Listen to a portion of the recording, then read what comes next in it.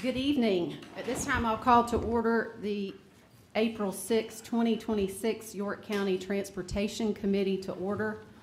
The first and only item is for the committee to approve an intersection name dedication for Lieutenant Larry L.V. Vaughn at the intersection of Black Street and Dave Lyle Boulevard. Dean, as I understand it, this request was sent to us from the legislature who made the request, and DOT has followed through with providing the request to the council. Yes, ma'am. And then, as all of you are aware, in accordance with current law, they require that the local transportation committee allocate the $500 funds in order to erect the memorial signs. Thank you, sir. Do we have a motion? Motion to approve. Second. Motion and a second. Any discussion? All those in favor say aye. Aye. Any opposed? Hearing none, motion carries. Do we have a motion to adjourn the transportation? Motion to adjourn. Second. Motion and a second. All in favor say aye. Aye. We are adjourned.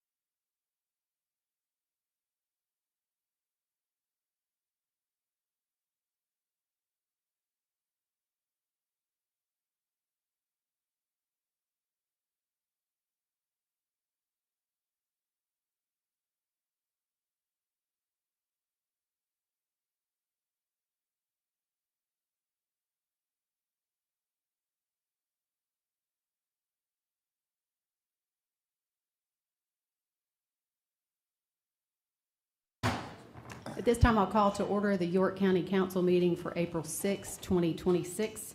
Our District 2 representative is not here tonight, so we go down the line. In District 3, Tommy Adkins is being recognized to lead us in the Pledge of Allegiance and the invocation.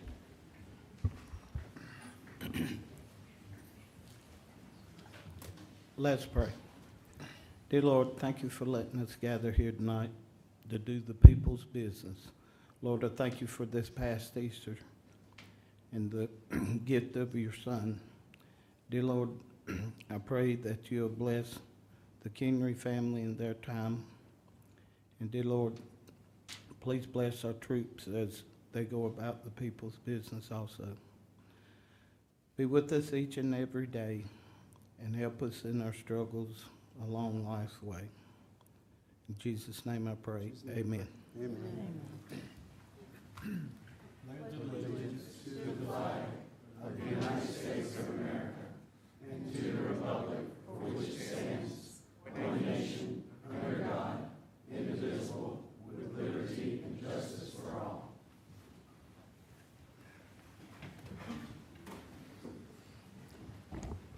Our first order of business tonight is one that's very personal to all of us that sits up here, and I'm going to try to do this without breaking down. But For those of you who don't know or are not aware, on March 21st, 2026, our longtime county attorney, who has served the county for 23 years, unexpectedly passed away. I think it's safe to say that it shook all of us on council and at the county staff level. Michael Kendry is one of those people who is dedicated. He is here and he works hard. He always works with professionalism, always did it with a mild temperament, but had a quick wit and was very smart. It is very difficult tonight to do what we're doing, but I do want to recognize the family, Mr. Kendry's family, his wife Angie, his son Michael Jr., and his son Harrison, who are here with us tonight. It is an honor and a privilege to be able to recognize him and to talk about a little bit about what he has done for the community. I do want to say thank you very much to Karen Brogdon, to Laura Dover, to all of those who serve in the county attorney's office for helping us put together a proclamation and memoriam to Mr. Kendry. And typically what I do is read up here, but tonight I'm going to come down to the bench and I'm going to read the proclamation that was approved and that we will present to the family. And I'll come down and do that.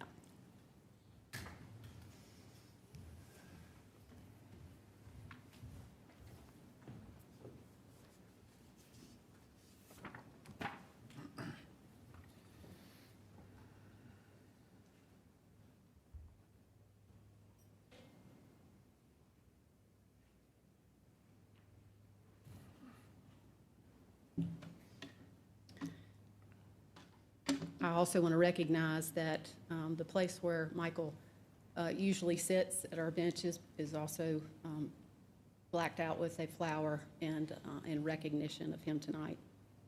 Proclamation in memoriam. Whereas York County celebrates the life and public service of Mr. Michael Kurt Kendry, who passed away on March 21st, 2026. And whereas Mr. Kendry was born in Philadelphia, Pennsylvania, moved to Georgetown, South Carolina in 1980, and settled in York County in 2011.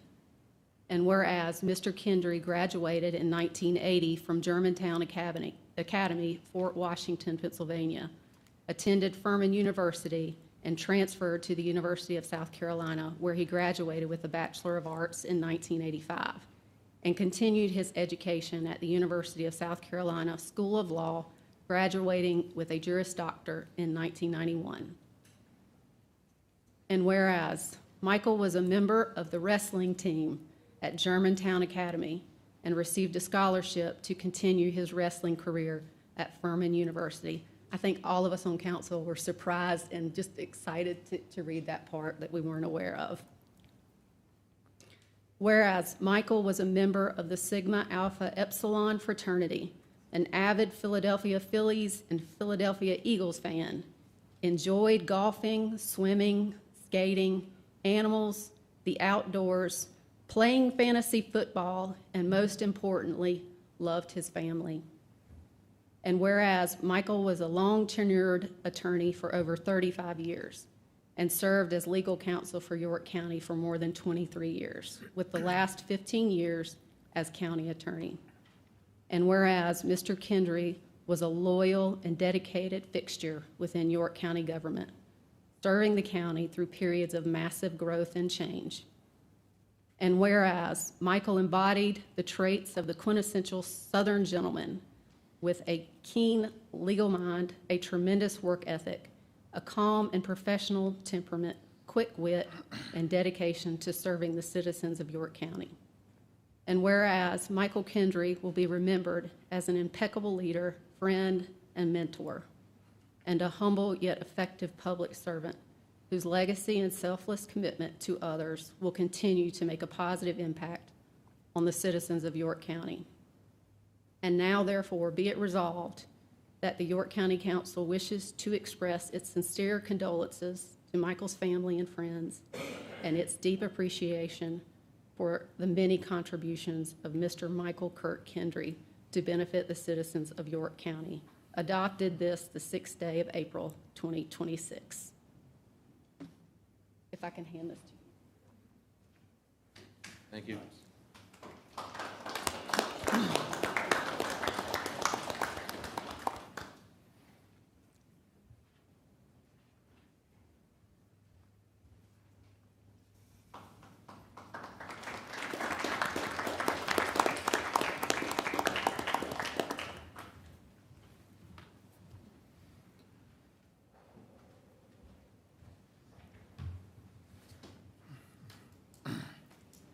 It's always difficult to start a meeting on a note like that, but we do appreciate the family for being here. It was sudden, and we are going to continue to feel this loss.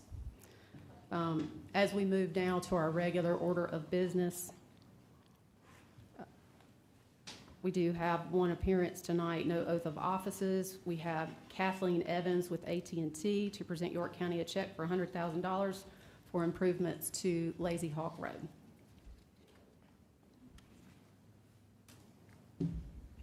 Good evening, Chairwoman Cox and members of the York County Council, our County Manager Edwards, staff, and guests. Thank you for the opportunity to be here tonight. AT&T is proud to present York County with a $100,000 contribution to help support improvements on Lazy Hawk Road through the South Carolina Utility Tax Credit Program. This statewide program encourages companies like AT&T to invest in eligible local infrastructure that supports economic development.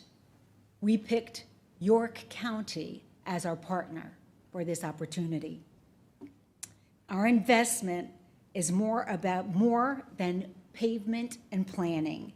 It's about what strong local infrastructure enables, and that is new business activity, long-term growth, and opportunity for residents. This project is expected to help deliver a $5 million economic impact and bring 146 jobs to the region.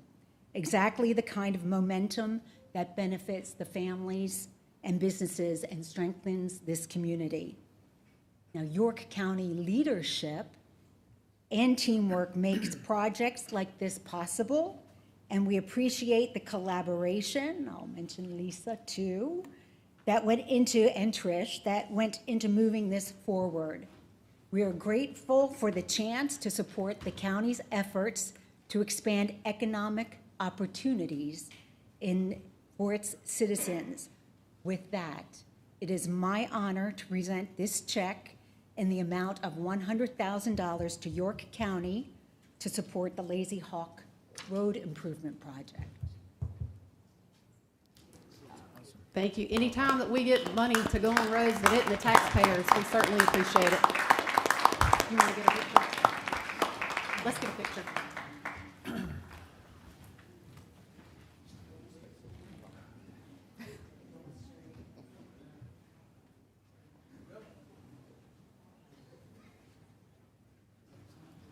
Thank you, man. Appreciate that. Thank you so much.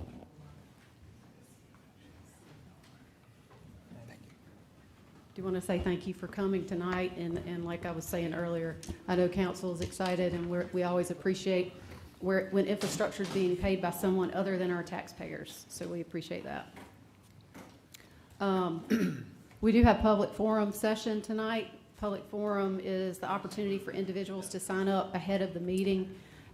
We do put a cap on these speaking engagements to 2 minutes, so if you'll make sure when you come forward, after I call your name, if you'll give your name and address, and if you'll pay attention to the screen, we will allow the individual to have 2 minutes to speak.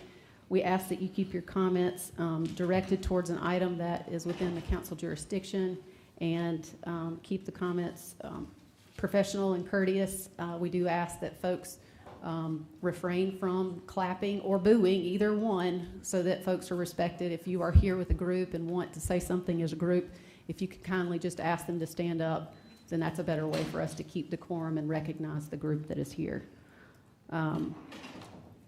We also ask that if you are here about a public hearing item, we have several public hearings tonight. that you'll be asked to move your comments to the public hearing session so that your comments are captured contemporaneous with the issue as we're addressing the issue. First individual is Kate Hanauer.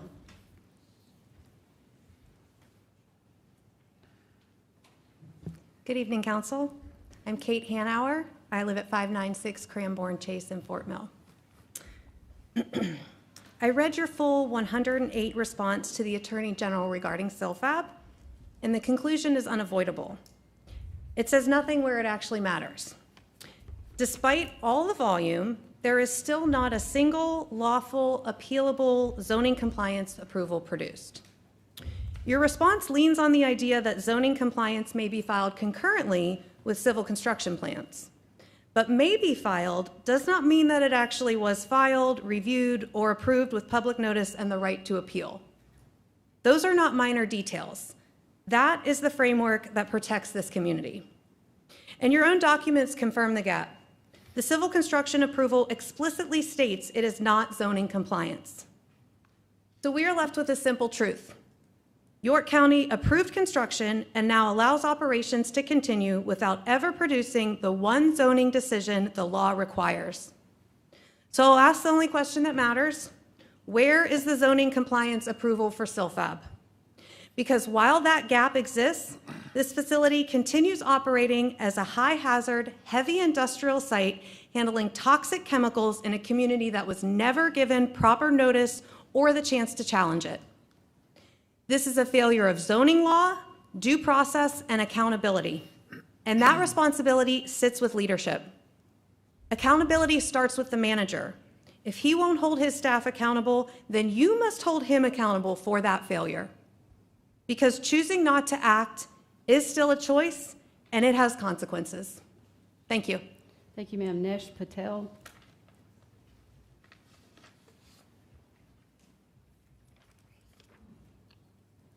Good evening, Council and respected all Council members and your county members and residents. My name is Ness and I live in Westport community. I'm here to speak regarding the QTS data center project on Hens Mills Highway. I'm deeply concerned that this project is being advanced without regard for the residential community it borders. So first, I must address the total lack of transparency. The new residents are moving into this community and buying new homes near this site with no visible signage informing them that this is a massive data center is getting built. So this is like people are making their biggest investment of their lives, their kids' lives, their family, and if this kind of development is hurting them, this is unfair. Unfair in terms of health risk, in terms of this facility of this scale is so close to the homes, and this is fundamentally unfair to those families whose houses are nearby. And we are talking about constant industrial noise, light pollution, and potential long-term health risks from nitrogen oxide emissions and massive energy strain. This isn't just about the progress, it's about the health and lives of the people who already live here. So if we say like in very basic terms, like do any of council members, do you like if this kind of data center or any industrial structure getting built in nearby your house, or what impact can you being compassionate for the members like or families who are already there, their houses near there? Then think about that. That we are setting an example. If you allow these data centers and these big tech companies to do that and saying your county allows us everywhere, let's do more. Thank you, ma'am. Because AI is getting more and more progressive, yeah. Thank you, ma'am. Steve Penland.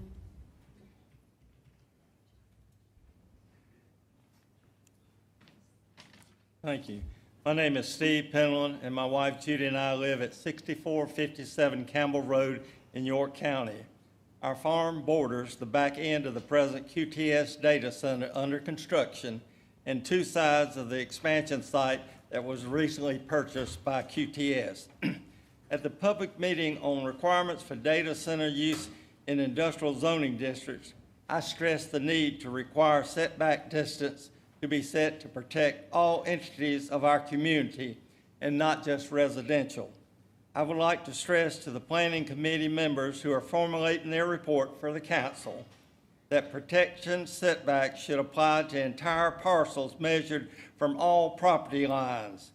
Data centers are a new breed of invasion, and they require setback distances that create true physical separations between industrial use, other use, and residential use. A 200-foot vegetable buffer plus a 12-foot berm and a 500-foot setback from a berm is not excessive at this type of industry. I would request that all attendees stand who have to support the York County Data Center Awareness Program and the pitfalls that data centers bring to our county. Thank you. Thank you, sir. Chris Thompson.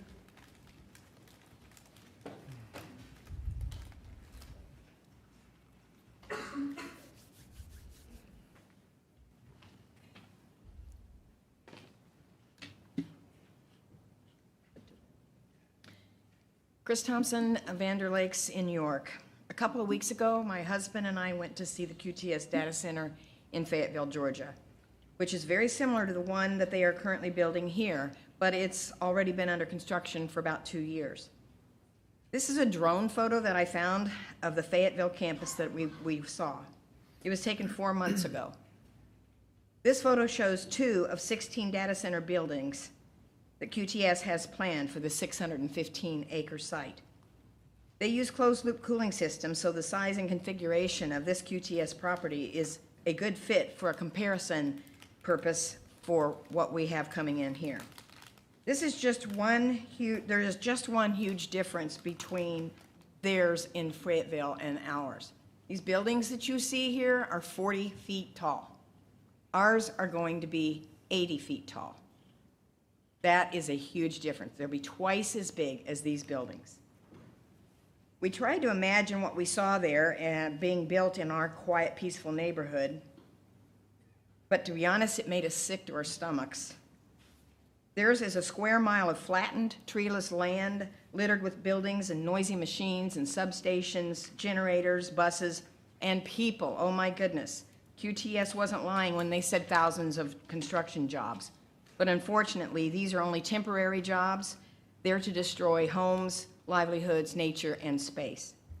The area around it is just like here, rural with homes, farms, and tucked inside the woods, except behind those homes, on one side of the road, we see stark white buildings glaring back at us through a thin row of trees. We saw power lines that stretched as far as we could see in either direction. The impact of these data centers goes far beyond the boundaries of the property they lie on. I urge you to go to Fayetteville, Georgia. Go see what I saw before you make any more decisions on this, and please pass a moratorium on the data centers in York County. Thank you, ma'am. Stacy Armstrong. I'm gonna let, if that's okay, she was up already. She came in, so I'm gonna give her my time if that's okay.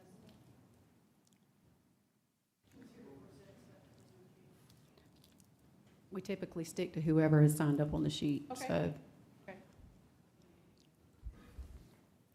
So you typically take the sheet up at 6 though, rather than the early Our clerk picks it up and brings it over to us, and so we rely on them to do their process, and we up here do ours.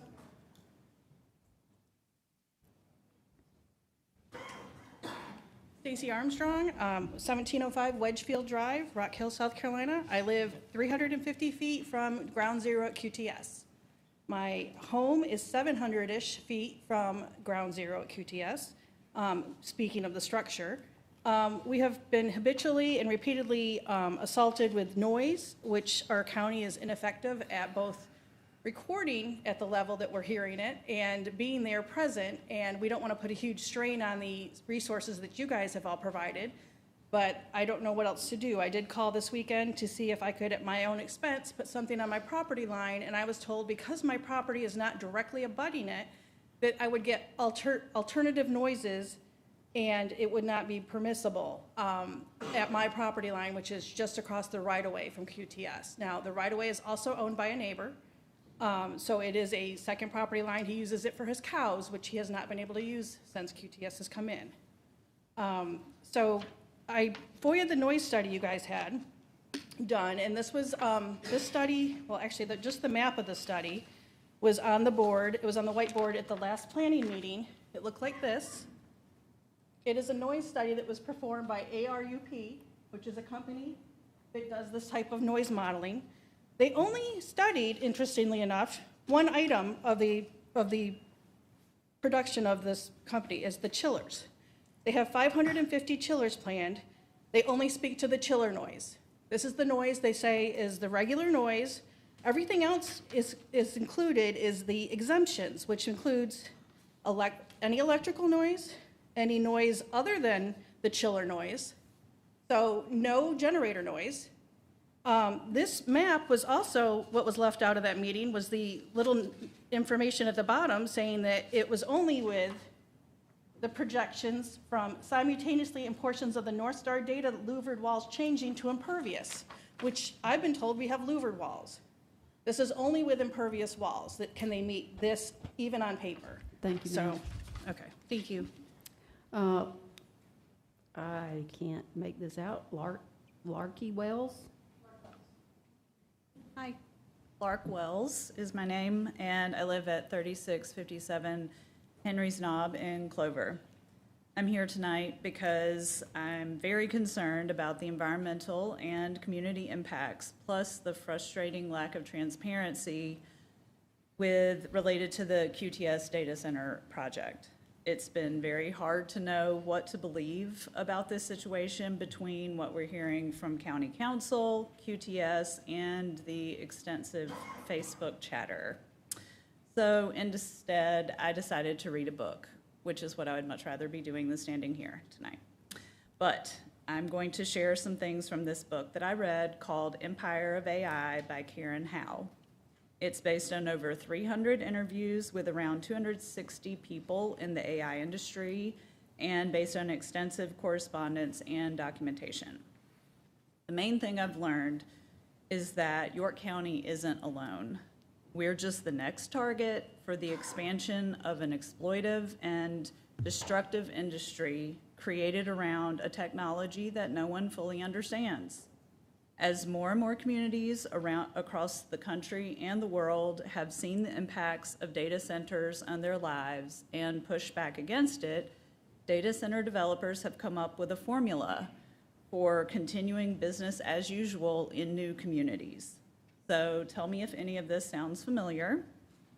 They've entered communities in secrecy under shell companies. They've donated to community programs to dampen resistance, and they've made promises to cities about the sustainability of their facilities before walking them back one by one after projects have broken ground and are more difficult to reverse. So to me, this means we can't believe anything QTS says about their impacts to our community, and we need clear, measurable, and enforceable standards to hold them accountable. Until we have those, we need a moratorium on data centers in York County. Thank you, ma'am. Tammy Norset. Hello, my name's Tammy Norkett, and my residence is 1432 Dove Landing Road in York, South Carolina. Everything that I'm going to talk about has pretty much already been discussed, and you are all aware of everything that we are in disagreement on. My concern now is, what are we going to do with the rest of these? The additional 400, how are we going to handle those? Due diligence is what got us here today, the lack of. It was already grandfathered in. Now we're finding out, we wasn't ready for this. All of us. So my concern now is, first off, coming to the others, keep in mind a pending ordinance doctrine, which is mostly followed. When the new property comes around, making sure that they have to follow the new guidelines. That shouldn't be started yet. So everything that takes place shouldn't be grandfathered into these old guidelines, hoping they will follow the new ones since it's not started. Second is the C-weight decibels. Sound, the noise, is very effective. So we have to consider that 65 DPCs is a much better protection for the sleep and your property. I don't want AI centers here. I have a feeling we're all agreeing on that. The problem is, we're at a point now what do we do? The next part is heat islands. We're aware of the heat islands. We have to consider this, especially the gentleman that was up here earlier, the temperatures. We have to consider that when they come for the next, I'm sure this is going to go this way. Then we have to have an exit strategy. Exit strategy is, what if something bottoms out? What if this doesn't take, dies out? What's going to happen to this property, the zombie property? They need to be considered that they have to come to a decommissioning bond. They have to provide the land to be back the way it was, like it was. Thank you. Thank you, ma'am. Rebecca Sichi?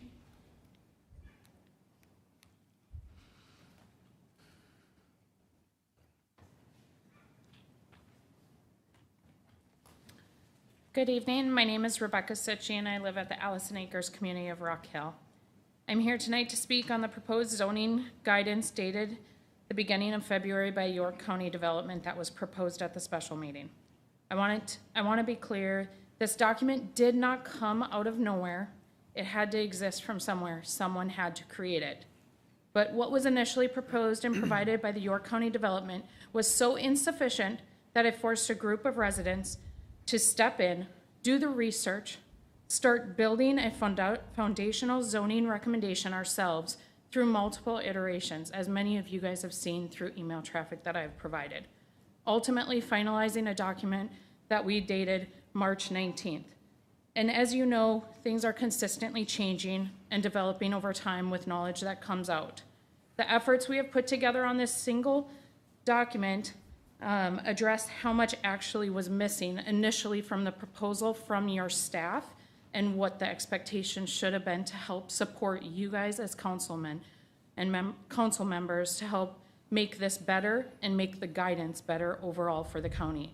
And while progress has been made to at least get us some guidance started and initiated, that isn't overlooked, but the current amendment guidance still leaves too much open to interpretation where our community needs certainty. It cannot be vague. This is not a small project. We understand that.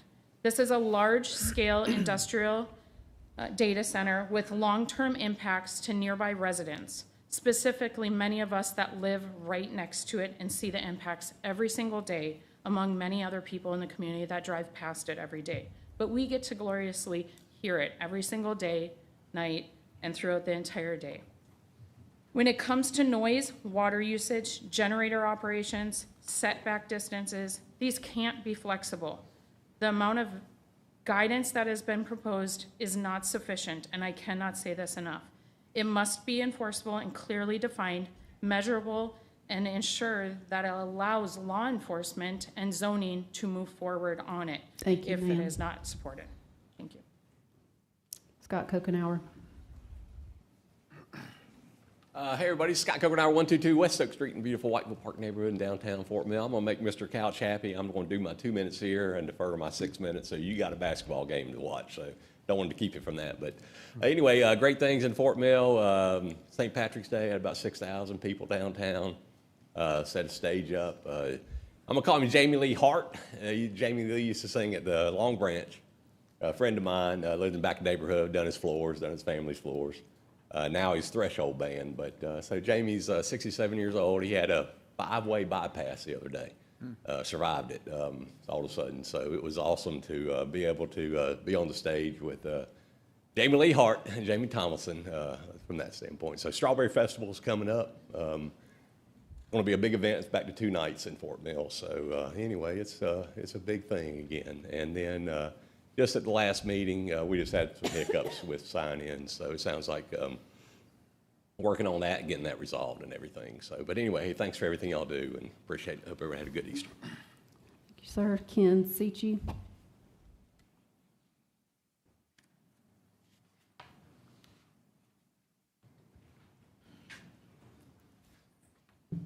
Ken Sitchie, 1923 Hands Mill Highway.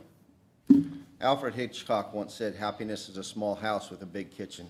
My family and friends are going to laugh because for years I've been working on that kitchen. A 24-hour schedule tends to slow progress, but I keep plugging away. And I used to see a light at the end of the tunnel, but that light's gone now. The kitchen, the dream kitchen that I built for my wife, will be for whoever buys our home next. I feel home used to be my peace, a place to decompress. I worked a 24-hour shift, and after a night of being up all night, a night that ranged from babies being born to somebody taking their last breath, cats stuck in trees, to people hanging from those trees. Peace is no longer there, though. I get to go to work every day. I get to deal with problems at work, and then I come home and I have my own problems. I can't even lay in bed in the morning without hearing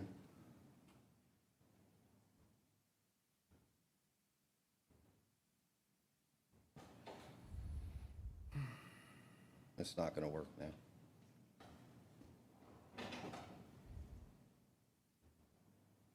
Well, it's jackhammers. It's nothing but jackhammers throughout the day. Trucks speeding up and down the road, thousands of trucks. I don't know, somebody had said in some comment that there will be no dirt coming in or out. Well, that's an absolute lie. So either they were lied to or we're being lied to, because thousands of trucks a day pass my house. Jake brakes, jackhammers, backup alarms, blasting, rock grinders are just a few things. So my question is, when do I get peace? When am I allowed to go home from work and just have some peace? Easter was the first day that I didn't hear anything. And to be quite honest, it went from not being able to hear anything to rage, because I knew that that wasn't going to be what today was. Thank you, sir. I'm sorry is probably better. That concludes our public forum session. On behalf of council, I do want to say we appreciate folks who come out and express their concerns. One of the things that we've been talking about, and that I anticipate us having some more discussion about, is how do we make better use of this time, because it doesn't make sense sometimes when things are said and there's no response, because that's the way we've structured this. Is that the way we've structured it is a time to listen and not to respond. So I think we're going to be trying to figure out a way to evaluate that. I also would say that there are public pages. Some folks who've asked about getting the information, at least from the county side, there are public pages dedicated to these matters that are on the county manager's department page, so that you can get the information directly from the county as to the positions on those things. I want to make sure that folks are aware of that, as well as the fact that when it comes to certain matters, council has been advised on legal matters to not speak publicly, but to speak through statements, and so we continue to do that on the pages that are dedicated to that. So that concludes our public forum session. The next item is for us to approve consent agenda. Item number 6, I've requested to be left out, which we will move to item number 2 in new business. Is there any other motion on that? Motion to approve. Second. Motion and a second to approve as amended. All those in favor say aye. Aye. Any opposed? Hearing none, the consent agenda is approved. Our first public hearing tonight is a rezoning action, and hold a public hearing and consider first reading case number 26-04, tax map number 58100000068, to rezone from RMX 10 to RUD 8.38 acres in District 2. Yes, sir. Good evening, Council. Tom Snoon, Long Range Planner. So this project will be taking place off of Santar Drive, just south of the Duke Energy Nuclear Facility. The applicant proposes to subdivide the space and build 6 large lot homes. Again, this is about an 8-acre space, so you're looking at a little over an acre per lot. Here's the submitted site plan. Again, all the lots kind of keeping in scale and character with those around them, those pre-existing residences that border Lake Wiley. As it is zoned RMX 10, again, searching to go to RUD and kind of match those properties that are just across Santar Drive. And the future land use shows that with rural residential as its designation. We recommend approval of this request, given it's consistent with the comp plan future land use map. It abuts another RUD zoned property. It will create lots of similar scale to those surrounding and allow the construction of detached single-family homes similar to the neighboring properties. By 6-1 vote, Planning Commission also recommended approval. Are there any questions for staff before we open public hearing? Thank you, sir. Is there anyone here who wishes to speak against this rezoning?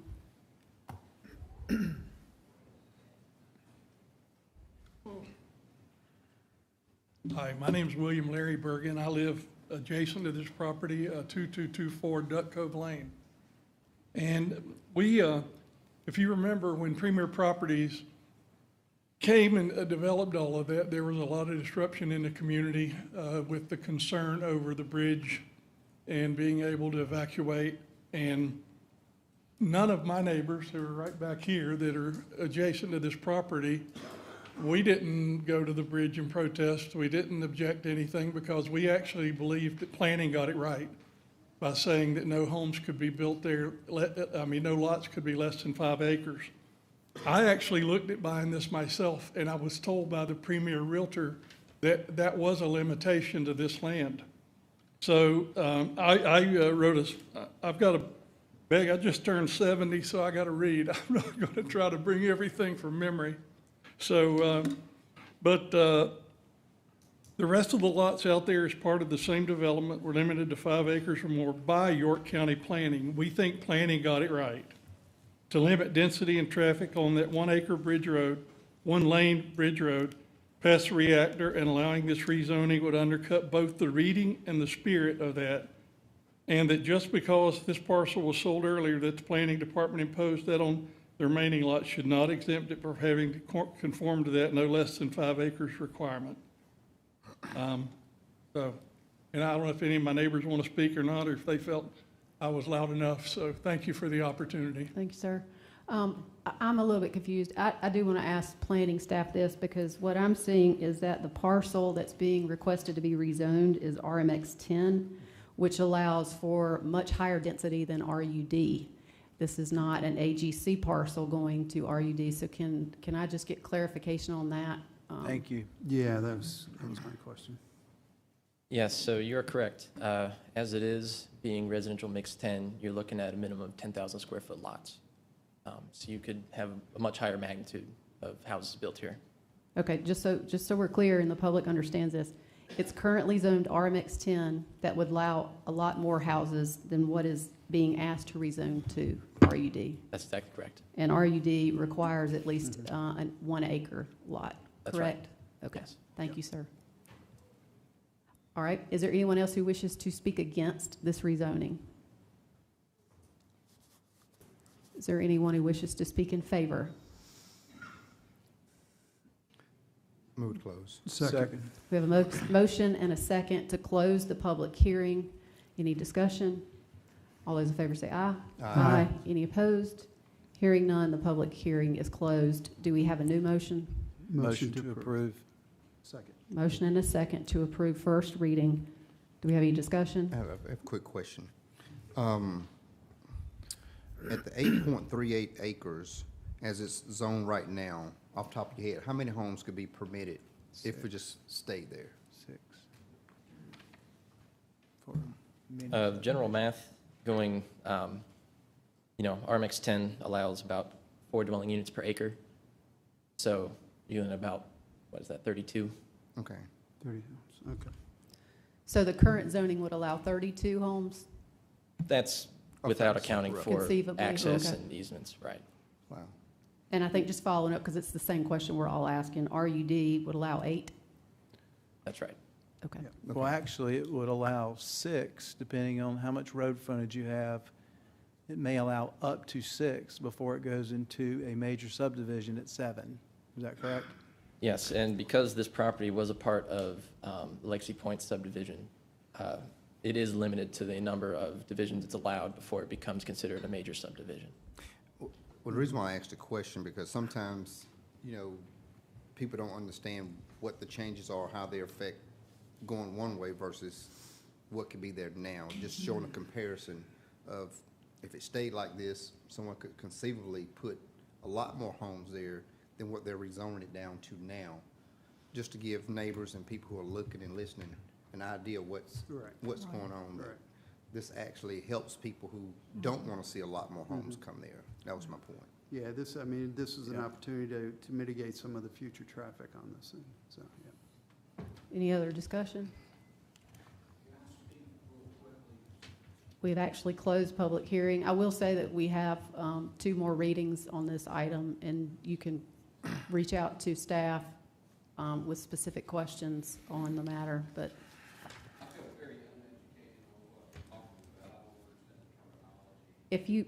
Sir, if anyone who has questions about this rezoning and the classifications, if you'll make sure that you speak with our staff person who just spoke, and also understand that this still requires 2 more readings before council, before it's approved, that there is additional time, and you can sign up on the 2 minutes as well. If you'll make sure to connect with them so that they can understand that, sir, I would appreciate that. Again, this is first reading tonight, and this is based upon the information that we've been provided. What the applicant is requesting is to change their property to RUD, which would effectively take what would have been allowed somewhere around 40 homes. Wait, did you say 30? 30 homes, and reducing it to less than, there's 8 acres, so less than 8, however you do the divisions, so. Understood, sir. I've got to follow our process. If you'll speak with our individual and you, on planning staff to get educated on that, we still have 2 more readings. All those in favor of first reading, say aye. Aye. Any opposed? Motion carries for first reading.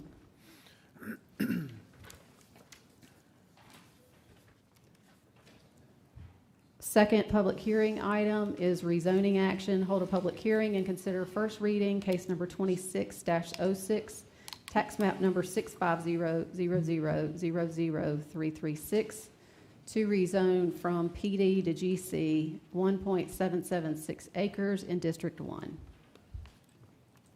This property is off Highway 160, just outside City of TK, south of the Goodwill. And the applicant proposes to build 2 drive-through centric business operations here by cutting this parcel in half. And this is somewhat what it would look like. Again, because they're drive-through centric, you have to have the roads wrapping around them. You can see they propose access to the Goodwill to the north, as well as access onto Highway 160 in a joint cooperation with what will be the property to the south. You can kind of see it on the site plan on the bottom, but they also intend to connect down to that property as well. So as far as zoning goes, a lot of these are actually part of the same PD. That's what this blue is. Otherwise, you have a lot of commercial uses that are centered around Highway 160. So this PD is the Stone Acres PD, established in 2008, and it was intended to be a commercial and retail park. However, never really got off the ground. A lot of the properties have been split up or used for other things. And the property we're actually talking about is Retail Parcel A, right here at the top. There is all designated for neighborhood residential development, according to the future land use map. And given that, while it's not entirely consistent, again, neighborhood residential is looking for more suburban development. We do see that this property is next to other GC properties, and it wouldn't really be appropriate for residences, given its only access point is onto the highway. It's going to allow for development of that space, given it's a non-functional PD as it is, and allow for flexibility otherwise, according to modern commercial development standards. Unanimous vote, Planning Commission recommends approval. Any questions for staff? Yeah, I got one question. Can you go back 2 slides? You're right there, okay. So when I was looking at what you were showing, there's going to be 2 entrances, one off of, is it Vandor Springs Road, and then one off of 160, correct? Based on what I'm seeing? So if that is contingent on the property to the south, once it's developed. Okay. But the access points are, can you go back to that slide, yeah, no, right there. But you've got, but it's the property to the far left here, and again, you've got, okay. But it's not accessing right into the residential development, correct? Or is that just off of Vendora? Just Vendora. Vendora, okay, that's what I thought, okay. And this is the old PD. So these standards are what we're zoning out of so that we can change these conditions. Yeah, understood, okay. All right, okay, very good, thank you. I do have a question. So are you, basically the use in the PD is the same use in the GC, right? That's right. A lot of the impetus behind this is to give them more wiggle room when it comes to things like buffer yards. And because this was established in 2008, it's also held to 2008 zoning code standards, which don't really match up with what modern standards are. I guess I'm questioning, is this why didn't they just amend the PD instead of requesting, so that, are they asking to parcel out some portion of the PD and treat it solely as GC? So somewhat, the parcel exists as it is standalone. It's just under the same conditions that are detailed within the PD. And really it's best zoning practice to get everything to a base district when appropriate. And it's been staff's decision, as well as when working with the applicant, that this would be best for the site. Is there still a portion of this that's part of the PD that has not been developed? Yeah, so you see on the zoning map here, a lot of these southern parcels here are still held to the standards of that old PD.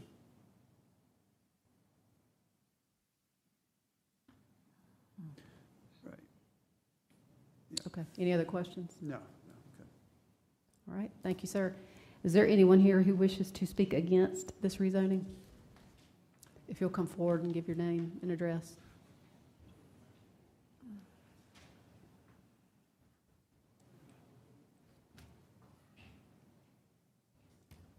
Hello, everybody. My name is Jacqueline Albee. I live at 848 Gentle Winds Court in Fort Mill, South Carolina, in the Fieldstone community. And what's being proposed is going to butt right up against my home. I live at the very end of Gentle Winds Court. And I'm definitely opposed to anything being built there that's not going to be residential. Just some kind of questions I would have, not only for York County, but for the gentleman who was up here speaking, if a proper traffic assessment or study was done, because Highway 160 is already extremely congested, and Vendora Springs, we only have two ways in and out. Either we go down Vendora Springs out to 160, or it goes back out the other end of the neighborhood onto Gold Hill Road, which is already extremely congested. And I also, just have some questions as far as, again, that's not just myself. There's 216 townhomes that are going to be impacted by this, and wanted to ask also, what measures are going to be put in place to address food smells, odors? Are they going to have exhaust fans that are going to be directed toward the residential properties? Noise levels are going to be an issue, especially, when the cars are driving in, their lights are going to be pointed right into our townhome community. I don't know if you guys would like to live in something like that, but I know my neighbors and I would not. Lighting that's going to be on those parcels, is it going to impede, our enjoyment of our property going forward? Because, it's going to constantly be like it's daylight there. Trash management, like what's the trash, all the dumpsters and stuff. I mean, I'm sure it's going to bring more rodents and roaches. So that's another thing we're going to have to contend with. And again, like I said, the traffic is more of the concern than anything else, because I really don't feel like a proper assessment was done. And if you guys were to happen to drive out there and look at what they're proposing versus what reality is, you would see what I'm talking about. Thank you. Thank you, ma'am. Anyone else wish to speak against this rezoning? Right, is there anyone who wishes to speak in favor?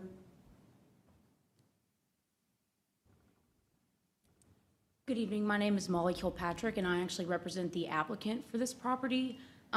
We are requesting to rezone this from the planned development to the general commercial zoning to meet the current zoning standards that are in place today, and this will be consistent with some other development that's been done on Highway 160. A couple of things that I just wanted to point out on the site plan. We will have an 8-foot tall fence as well as a landscape buffer in between the residential to cut down on any light pollution from headlights or anything like that. Additionally, we will have a photometric light plan that makes sure that there is zero light pollution across the property lines. I believe that there are some questions about the access onto 160. We are currently coordinating that with the Department of Transportation, so we will certainly be meeting any requirements that they have for that driveway access onto 160. Are there any other questions that I can answer for you guys? Typically, council doesn't engage with questions back and forth, and if you have questions, we can ask management once we close the public hearing. Okay. Thank you, ma'am. Thank you. Is there anyone else who wishes to speak in favor? Well, normally we don't go back and forth, but we got a small crowd here, so if there's something. Justin Murray, I live at 845 Gentleman's. I'm neighbors with Jackie that just spoke. The one thing Can you speak into the mic? I'm having trouble hearing you. I live at Gentleman's Court, at the end of Gentleman's Court, right next to Jackie. One thing that I want to mention is, you know, the representative said that they were going to build a fence and also a buffer. Now, we have the Goodwill that was built. The Goodwill came in. They also built a fence and a buffer, but it's cleared out the entire woods. We see lights all day. That trash compactor from Goodwill runs all day. I'm at the end of the street. It's a nuisance. They came to us. They took out the tree line. We were supposed to have a buffer, and now we have another property coming. They're going to take out the trees, drive-throughs. I mean, I feel like everything, I know it's developing, but everything's being developed, and we just have no peace. Like this other gentleman said, everything's coming to us, and we have no peace in our neighborhood. We're supposed to have a buffer, and hopefully, if there's any zoning, you know, you guys look at that fact and try to protect the residents that live there. So that's all I can ask for. Thank you. Sir. Does anyone else wish to speak in favor of this rezoning? Move to close. Second. We have a motion and a second to close public hearing. Any discussion? All those in favor say aye. Aye. Any opposed? Hearing none, the public hearing is closed. Do we have a new motion? Motion to approve. Second. Motion and a second to approve. Any discussion? Yeah, just, you know, this is first reading. We've got 2 other readings after this. There's going to be some additional questions that I'm going to have on this property. I think that, again, the conversation around the light pollution, the sound, et cetera, is a very valid and concerning item for our residents here. The question I have, I guess, is that do we know at this time what may go into this location? Has it been indicated at all at this point?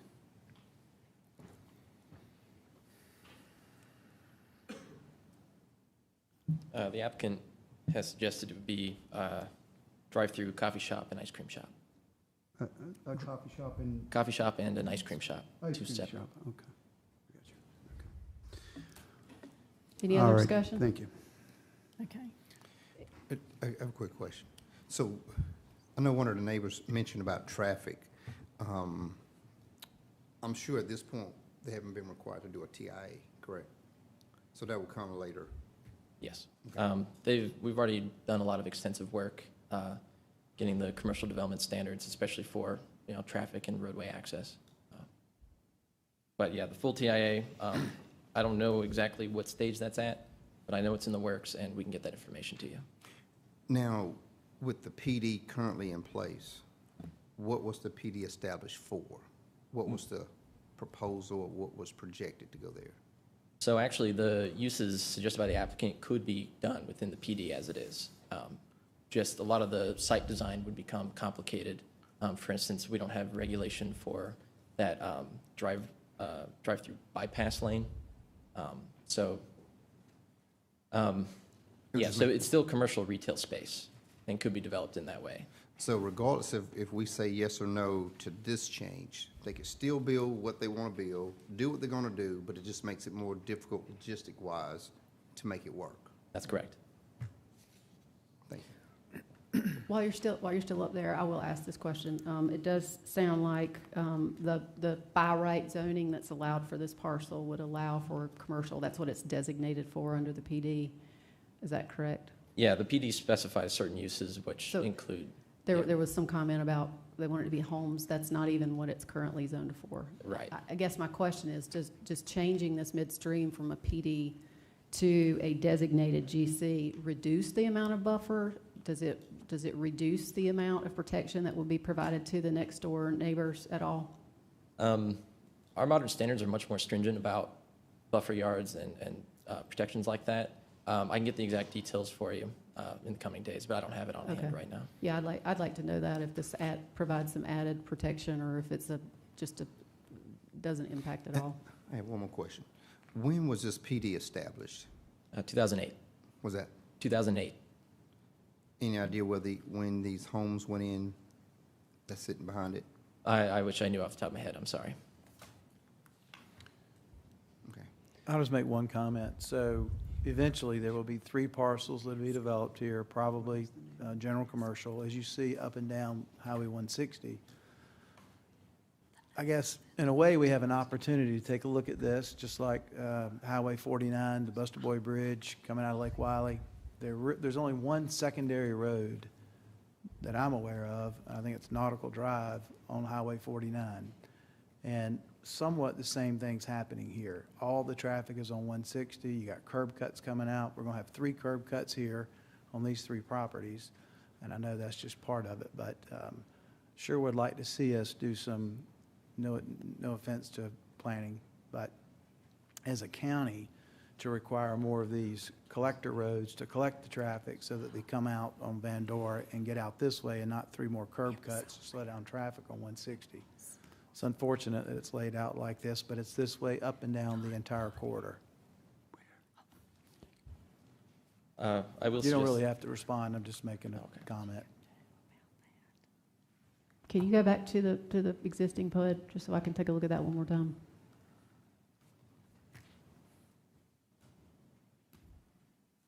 So I guess on this PUD, am I right? And I'm sorry we keep throwing a bunch of questions, but these 2 parcels, parcel A and parcel B, is that 2 parcels in the next one? So you're dividing it up. This shows like one access point for both of those parcels, and now you're proposing 2 access points for the 2 parcels instead of treating them together. Yeah, so all we're looking at is parcel A is going to be divided. Actually, within the site plan, they do have the bottom 2 parcels. This would be this is the border between that parcel A and parcel B. And the idea is actually to keep it similar to what the original PD had, where these share a curb cut onto 160. That makes sense. And in fact, in this plan, they don't have a curb cut into 160 for this northern property that'd be created either. They will be using the access from the Goodwill and access to the south from this site. Okay. Thank you for explaining I'm that. not sure I'm taking it down. Is what we're proposing going to actually create more curb cuts? No. Not what I was saying. They're going to share one. A and B. We're going to share one. I guess retail A and retail B are 2 different parcels, right? That's right. This shows one access point off of 160. Right. Mm-hmm. Are you saying, and all we're approving tonight is A?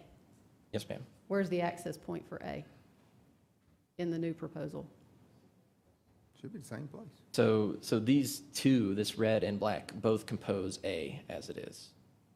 The idea is going to be to divide this, and this northern property that'll be created will only have access to the north out of Goodwill and access to the south into the other property that's created. So this is A1, A2, and then this would be B.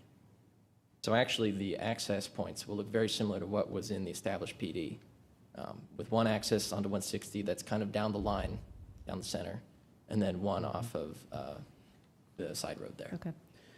Thank you, sir. That's better. Okay, wait a minute. That's good. So where's Goodwill here?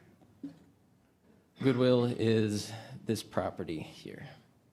Where it says single-family residential, but it's not. Yeah, That's well, Goodwill. Yes, yes. Okay. Okay. And so there's access off 160 into Goodwill? Yes. Yeah, okay. And so now there's going to be another access into A off of 160, you're saying? It'll be very similar to this where it's right between A and B. They will share the one access point. Okay, so is there any kind of criteria for an access point that's going to be at A and then right down the way is Goodwill? Because I know going in and out of Goodwill is extremely busy. And do you have any kind of numbers of what this company I saw, Dutch Brothers, anticipate in their traffic? That is all going to be detailed within the TIA. Unfortunately, I don't have that information for you at this very moment, but we can certainly get that for you. Okay, but anyway, going back to the original question. So the number of footage from that going into A and then going into Goodwill, is there any kind of? There are driveway separation requirements that have to be adhered to, and given the speed of Highway 160, I think it's a good distance. I don't know the exact number off the top of my head, but it's. I mean, is it doable there? Have you checked that out? That's a good question for our commercial development team. As far as it's very likely that actually this driveway is as close as it could possibly be to where that other, the Goodwill access point is. Okay, but you will check that out? Yes, ma'am. Okay. And some of these questions that y'all are asking, we'll make sure that we respond with answers before the next meeting. So we'll capture these questions, make sure you'll have this information. Well, why did they decide than putting that other off 160 access? Why didn't they just, you got two major roads there, have a frontage road connector on the backside? I'm not sure I understand what you're suggesting. Do you mean? Well, when you turn down Van Door, you got the two arrows going in. All that line's right up across, all the way across there. Why not a frontage road there, so you just have those two access points instead of adding this third one in? So as it is, the third access point will be to the Goodwill. It will look very similar to this, given the site plan we have now. And I believe that is how it will be given the separation requirements, both from the intersection and from the pre-existing commercial driveways. So what you're saying is kind of what's being done, given that the roadway, rather than being a true back alley back here, it will just kind of piggyback off of the development of this property to the south. Yeah, just seems like if they'd done that worked a lot better when it comes to traffic. I do have one question I think is important. I apologize, I should ask it earlier, but have we considered deceleration lanes on these properties for those right turn-ins? And I can explain why I'm asking the question, but has that been considered? I'm not sure. I have not been to Dutch Brothers Coffee, but apparently it's really good coffee. Last night, I came into town about 7:30 last night on Celanese, and there were at least 15 cars in line, and 10 of those were out on Celanese waiting to get in there last night to get coffee. So I can't imagine that happening on 160. So it's a good thing that they obviously have good coffee, but I do think we ought to take a look at the traffic at other locations and encourage DOT to maybe consider addressing that so that we can keep traffic moving on 160. Yeah, I mean, they even had the police there directing traffic. I think any of the new stuff has a learning curve, but in this particular case, the motion on the table is to approve first reading. Yeah. There have been a lot of questions that council has asked to get information before second. All those in favor of the motion say aye. Aye. Any opposed? Motion carries for first reading. Item number 3, rezoning action, hold a public hearing and consider first reading case number 26-07, tax map number 7190000, 100, rezone from light industrial to GC, 50.803 acres in District 7. As we approach this public hearing and first reading, I do want to make clear, this is something that was provided, that council became aware of, is that apparently a notice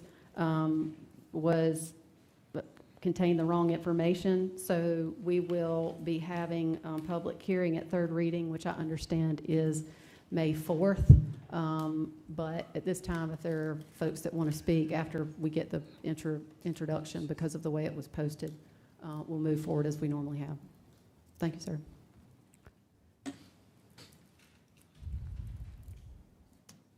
So this case is 50 acres at the intersection of Gold Hill and Highway 21.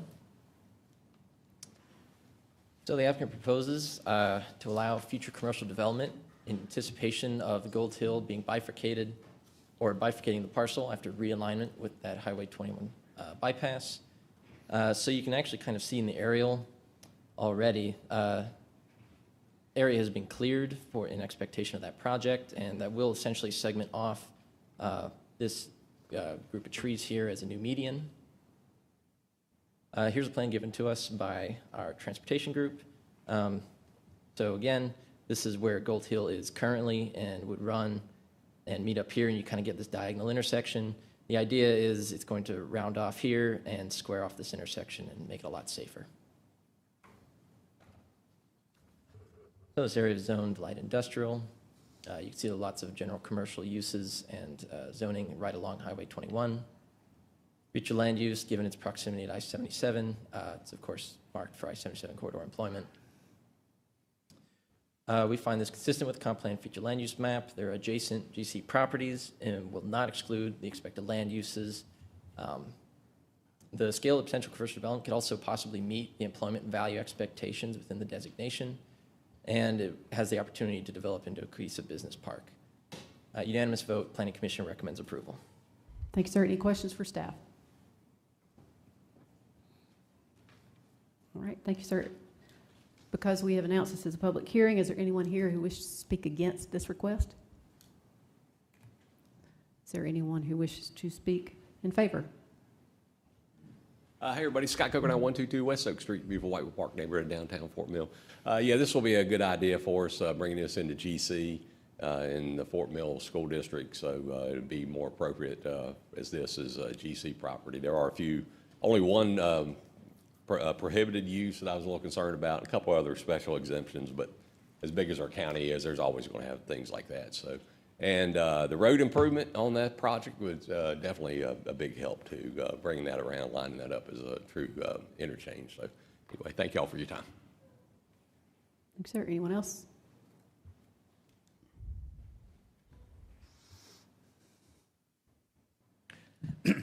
My name is Stephen R. McCrae Jr.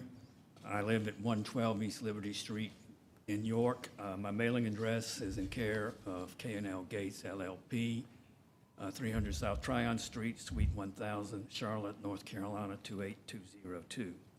I am the applicant for this rezoning case. The property is owned by VU Banks Limited Partnership, and as it is presently zoned LI, the owner desires to have it rezoned to GC, which conforms with what his family has always wanted this property to be. Mr. Eubanks, Lee Eubanks would be here tonight, except for the fact he now lives in Seneca and does not drive at night. However, each of you have been forwarded a letter to council which sets out in detail the history of this property and the reasons for his desire to have it rezoned. You also have been forwarded a letter from Gray Young, Superintendent of Fort Mill School District Number 4, which states that the school board trustees voted unanimously to approve this rezoning. In the interest of time, I will not rehash what is in those letters, but I do want to tell you about the history of this property. The property is a portion of a large tract exceeding 300 acres. that was held intact by the Eubanks family for over 100 years. Lee Eubanks' father, Thomas Hall Eubanks, lived on the property with his wife and farmed it for over 60 years. He was a prominent and civic-minded citizen of York County. In fact, he was asked to serve and did serve on a citizens committee in the 1970s, which resulted in the recommendation and adoption of York County's first zoning ordinance. He cooperated with the county in a number of ways, including the installation of a main sewer line across his property, and which was much needed. In 1992, he was convinced to rezone this property, or to agree to rezone the property, to LI, being assured by the county that that was the most flexible zoning at the time. In fact, it allowed for residential zoning use. It also allowed for these particular GC uses that he requests now. But as you well know, the county, not with his permission, made a text change so that these uses now are no longer permitted, and light industrial will open up a can of worms, as you can well understand because of recent history.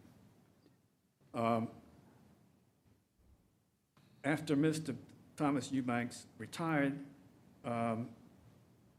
Lee Eubanks secured a contract to sell most of this property to Pulte, the home builder, for a low-density, high-end residential subdivision. But due to the opposition of a lot of residential owners in the area, also opposition from the Economic Development Office of the county, Pulte pulled that rezoning request.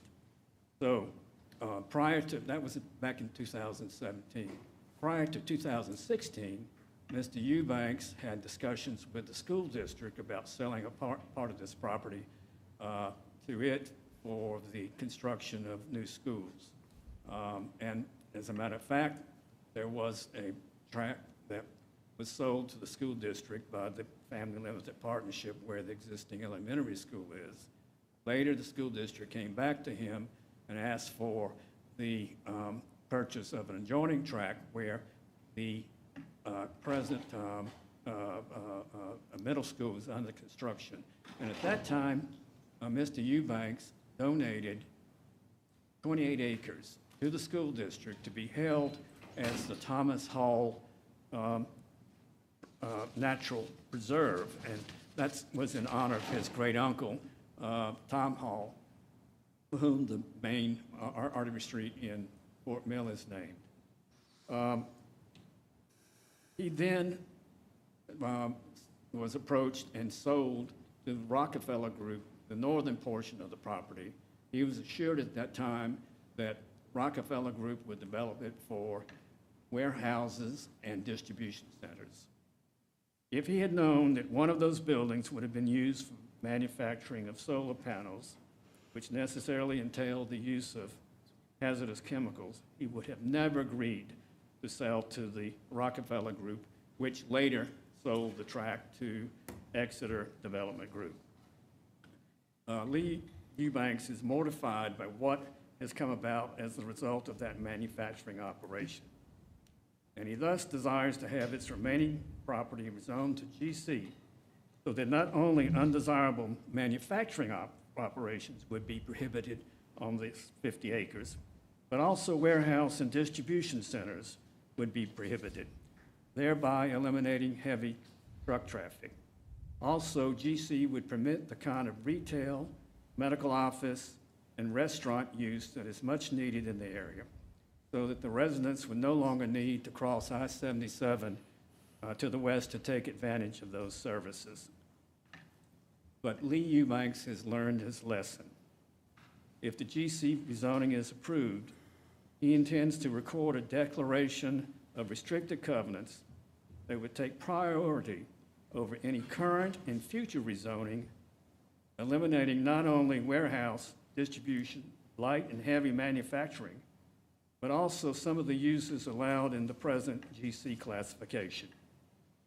which would be permitted as special exceptions or conditional uses, such as adult businesses, transitional housing, emergency shelters, zoos, and the like.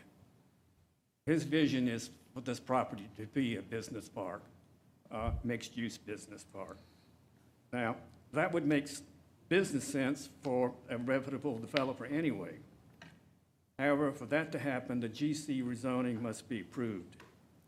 I want to emphasize this is not a condition to the rezoning, which my good friend Michael Kendry would remind me countless times when I would ask for it.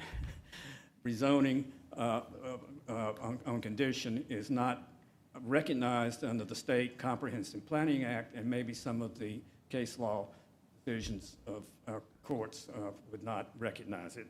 However, the imposition of these restricted covenants would be conditioned upon the rezoning. I thank you for your attention, and I ask you for your support. Thank you, sir. Is there anyone else who wishes to speak in favor? Not, do we have a motion to close? Motion closed. Second. Motion and a second. Any discussion? All in favor say aye. Aye. Any opposed? Hearing none. Public hearing is closed. Do we have a new motion? I make a motion that we approve. Second. Motion and a second. Any discussion? Well, I just want to say thank you. You have given the community a much-needed gift, and I have expressed this to you before to tell Mr. Eubanks that we are indebted to him. I have had so many people call me, email me, and just I cannot tell you how happy they are. It's a breath of fresh air. Thank you, thank you, thank you. Any other discussion? I certainly support this and appreciate the applicant's request. All those in favor say aye. Aye. Any opposed?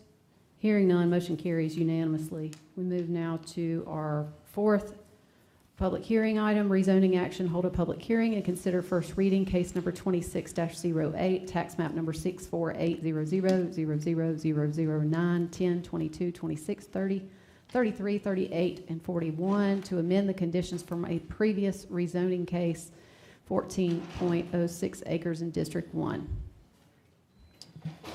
Yeah, so this collection of properties is off Highway 160, northeast side of the county.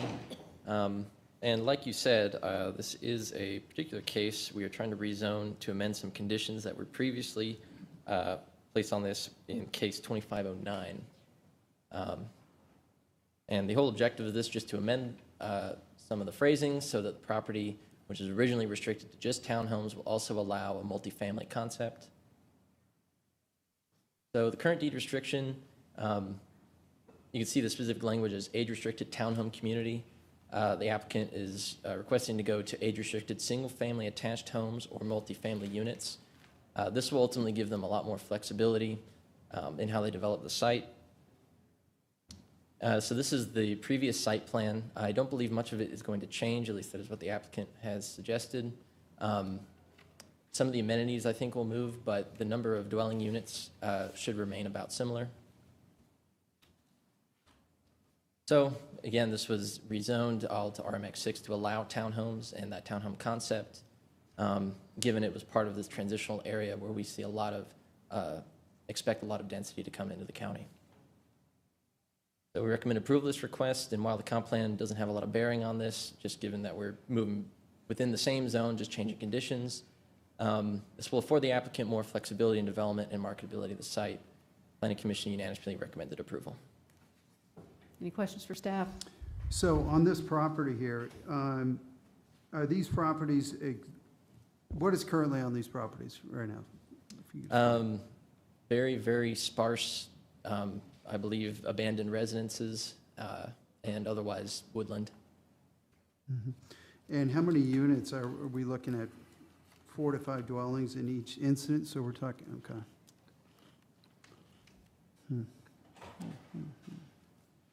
Yeah, this is, and these were all part of the already approved concept. Again, if this rezoning doesn't go through, they will still be beholden to the conditions of the previous one, which still allow this site plan. Right, so this has been brought back, then this was one that was previously approved, correct? That's right. Yeah. Any other questions for staff? There was a picture you were showing a second ago showing there we go, Lighthouse Avenue.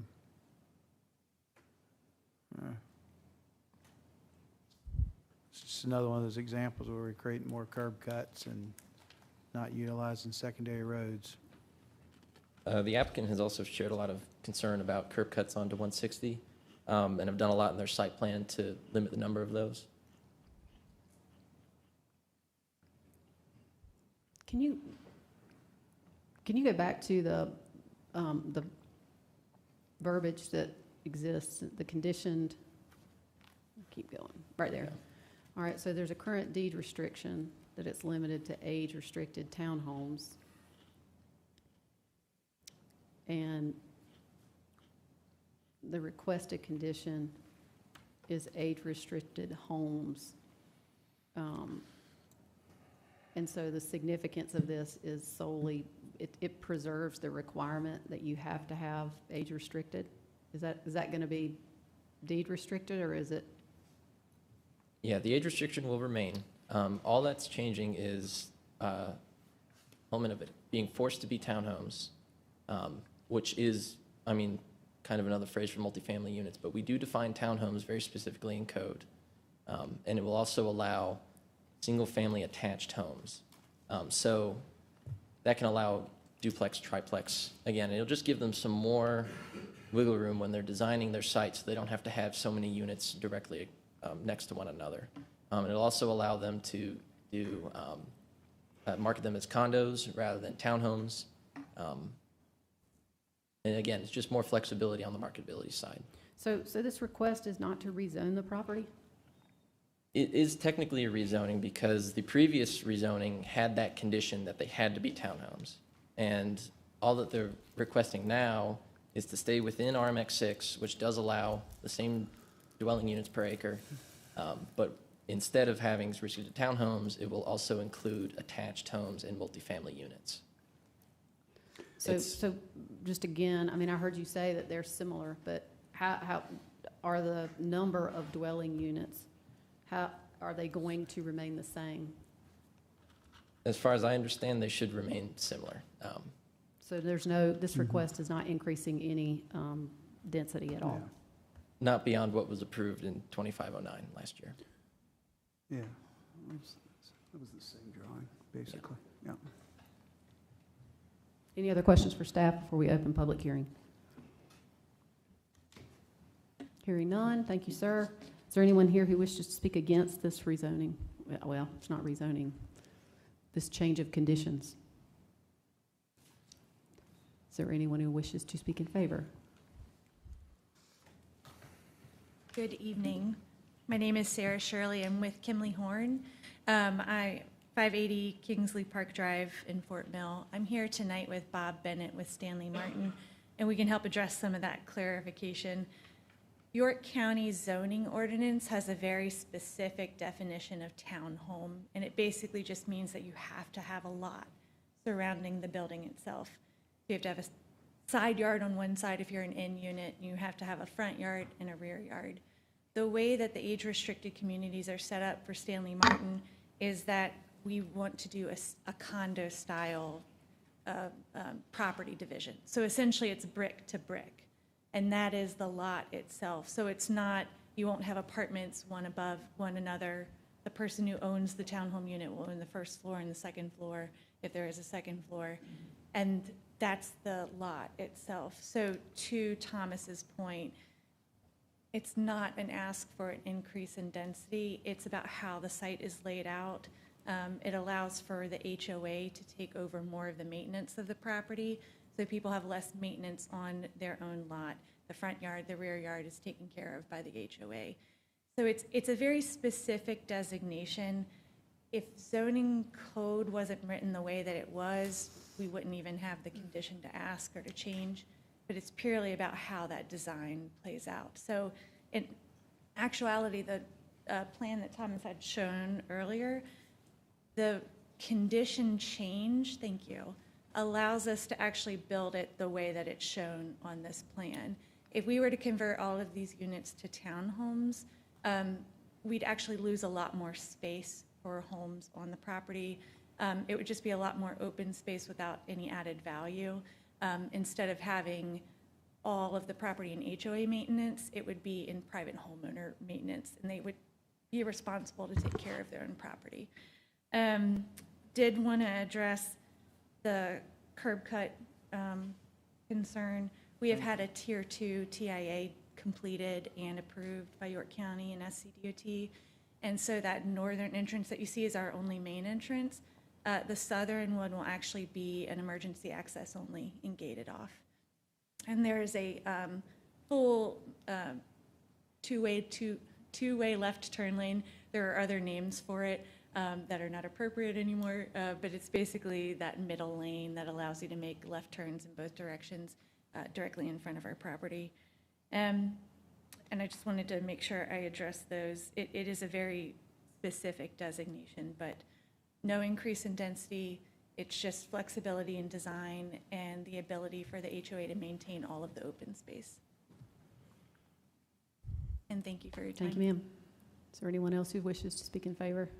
Hey, Scott Coker, 122 West Oak Street. I own residential properties in retirement communities, and actually going to cut down a tree in the front yard and resod it for my mother-in-law, and she rents it from us in Sun City, the Orchards. So if it's a townhome, I'm responsible for that. If it's a condo, the HOA is more responsible for it. So there are advantages, especially in retirement communities, for that. We also own properties in condos, and basically once the pipe leaves your unit, it's on the HOA. Whereas in a townhome community, that drain pipe, your sewer line, is on you till it gets to the road. So especially in age-restricted neighborhoods, condos are just nice on that type of person. So, hey, thanks for your time. Thank you, sir. Do we have a motion to close public hearing? Motion to close? Second. Motion and a second. All in favor say aye. Aye. Any opposed? Public hearing is closed. Do we have a new motion? Motion to approve. Second. Motion and a second. Any discussion? No, I think that, I know one of the things that happened during the initial phase of this, I know that you met with the neighborhoods across the road, et cetera. So there was some very positive outcomes with those conversations. So I do appreciate you meeting with them. Thank you. Any other discussion? All those in favor say aye. Aye. Any opposed? Hearing none, motion carries unanimously. We move now to our fifth public hearing item, rezoning action. Hold a public hearing and consider first reading case number 26-09, tax map number 576000007 to rezone from UD to GC, 0.81 acres in District 2. All right, this is a commercial property on Charlotte Highway, just before Buster Boyd Bridge and across from Camp Thunderbird. So the applicant is proposing to expand the permitted commercial uses of this multi-tenant mall to widen the potential tenant base. It actually has 4 individual units in it as it is. So zoning, you can tell a lot of this is UD.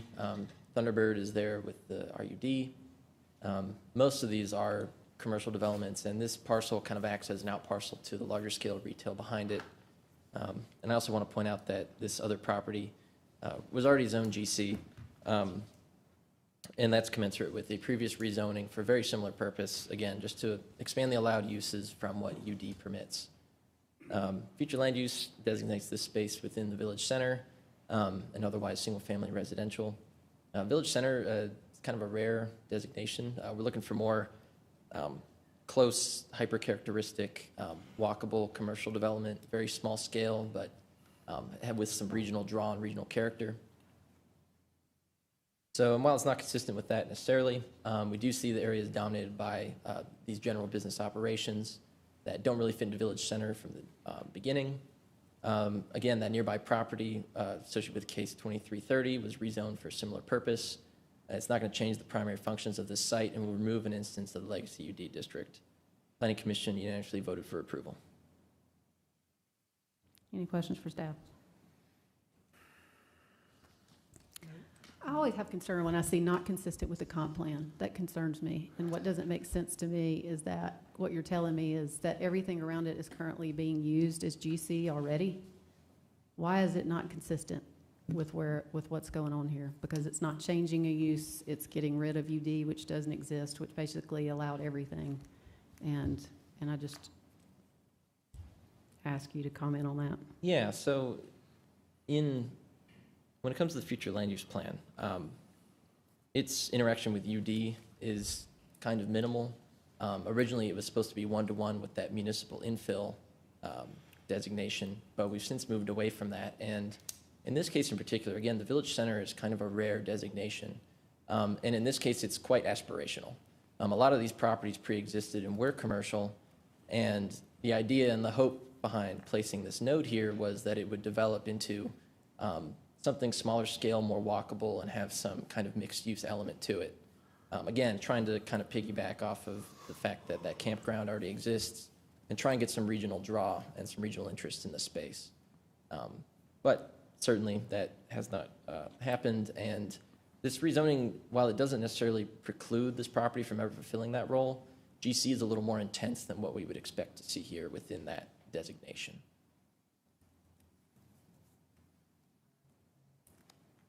Is there anywhere in the county that's village center, that's actually used as a village center? I mean, a lot of them, I would say, are, they're in municipal space a lot of the time. But, you have some very quaint spaces in Baxter Village that I think fulfills the village center idea. I would say there are even some spaces in Lake Wiley, some roads that are a little more walkable. Kingsley is certainly a good example, but again, that's more municipal.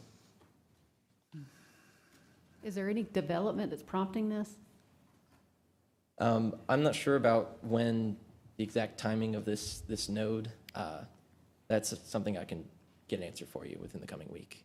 And just again, the properties on either side of this parcel in red and to the back, are they all being used as general commercial today? Essentially, these are all large retail, large lot commercial uses. If I could snap my fingers and remove all UD from this map, this would probably all be GC. Thank you, sir. Any other questions? All right. Is there anyone here who wishes to speak against this rezoning? Is there anyone who wishes to speak in favor? Motion to close public hearing. Second. Motion and a second to close public hearing. All in favor say aye. Aye. Any opposed? Motion carries. Do we have a new motion? Motion to approve. Second. Motion and a second. Any discussion? All in favor say aye. Aye. Any opposed? Hearing none, motion carries unanimously. Item number 6, council to hold a public hearing and consider third reading of an ordinance authorizing the execution and delivery of a development agreement by and between York County, South Carolina and Clover School District Number 2, both political subdivisions of the state of South Carolina, for the development of 2 schools and a pertinent facility and for mitigation of traffic impacts derived therefrom on tax map parcel 488000011, comprised of 172.42 acres on Cannonball Run and Liberty Hill Road West, pursuant to the South Carolina Local Government Development Agreement Act, to provide for public hearings and to provide for other matters relating thereto. I will just say, for council's benefit, this is something that I was unaware of until we did the agenda meeting, apparently, that this type of development requires 2 public hearings. And so we have heard this, and this has been brought before us. So this is the second public hearing. Is there anything from management?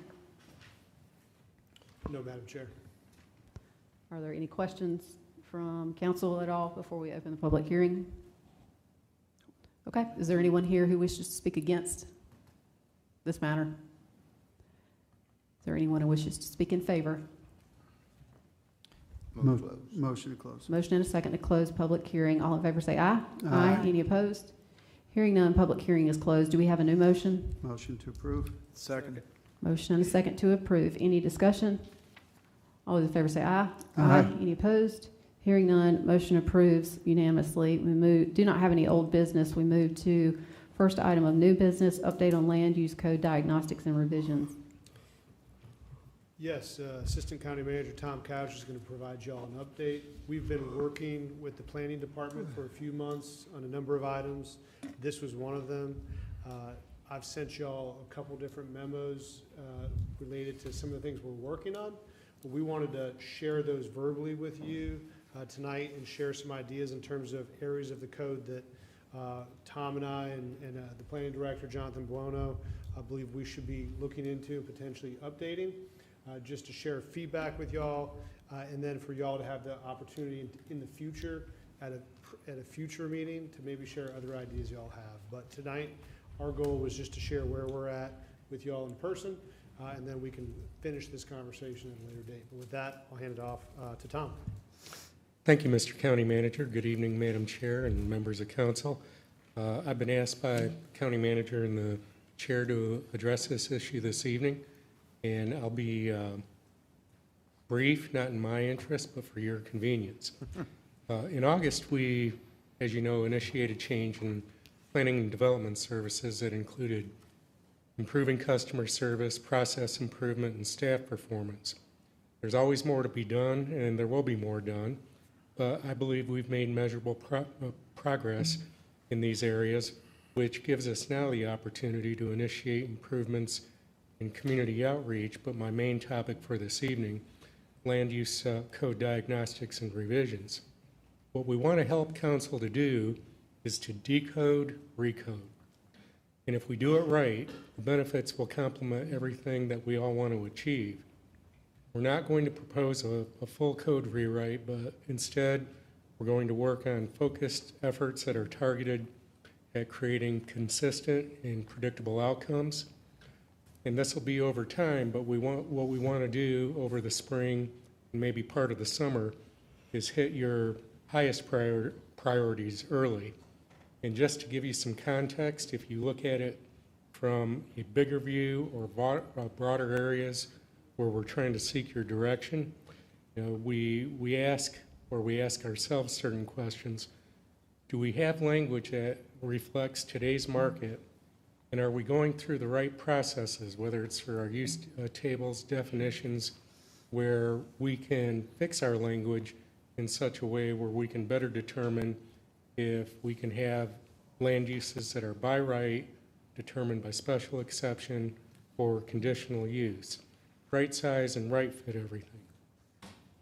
I think we need to look at our core development standards, whether they're things like parking, design, buffers, and then where can we streamline processes where we can be more efficient, but where we don't sacrifice transparency. Now, some specific examples that I've heard in a little under the year and a half that I've been here, such topics as special events or event venues, they need to be fixed. Trade services uses, allowing manufactured homes in RSF 40, tree preservation, accessory dwelling units, tiny homes, self-storage units, fixing the split zoning issues on our zoning maps. And I could go on, but that isn't the intent of what my presentation is, and I'll explain why in a moment. But why does it matter? As I said before, when the codes are aligned with your priorities, we have more consistent and predictable outcomes. When we're not aligned, we have more appeals, more variances, more friction, and less certainty. So I think what we are really asking for at the management level and from planning and development services is we need your feedback, and specifically, and we're going to help you guide you through that in coming days and weeks. Where are you seeing the friction? Where is the code too rigid or too permissive? What should we prioritize first? So I believe the next steps, as we've been ascertaining and discerning the process, we would, kind of like we did with the rural zoning project, like to send each of you a brief survey. We will give the ideas and the examples, whether it's in a broader context or more specific context that I just spoke about. Then we want to bring back to you a phased work program based on your direction and hopefully get an immediate referral to the Planning and Zoning Commission. And then over the summer, if not sooner, depending upon how much feedback that you give us and what the complexity is of what you want to fix, we want P&Z by midsummer, late summer, hopefully, to report back to the council. And then at that time, we can schedule reviews by the Planning Commission and hopefully get on the path to council adoption. But I think the one thing that I should emphasize, and this is important, if we can fix a lot of, I don't know if I want to call it big stuff, but your major priorities first, we think that it's prudent that at least once a year that we go through this exercise. But hopefully, if we do this right the first time and do it now, when we do those annual reviews and make those annual fixes, they'll be a lot less difficult and a lot less tenuous. So I'll conclude there. Are there any questions or comments? Thank you, Mr. Couch. Yeah, real quick, so when you say get feedback from us, Tommy, I appreciate that. How about the feedback from the public? How was that being received in when people have comments to planning, zoning? How was that being tracked? And are we out, like, are we basically doing a survey, pushing a survey out also that people can do it online, et cetera? We can go as far as you want it to go. Mhm. I mean, we can follow the minimum statutory requirements where, there's going to be open meetings and notices, and Mhm. then you go through the zoning changes through 3 readings and all. But we can include that as part of our survey. And how far do you want to go with public comment and feedback? And kind of answering that question with the rural zoning project, that was one of the things we discussed with y'all, and the more public input you do, the longer it takes. So I think that's something to keep in mind. We're willing to put that into a survey we send y'all to give your feedback, but yes, that is an implication. Yeah, again, the public input is, to me, is first in line, so we've got to get that in.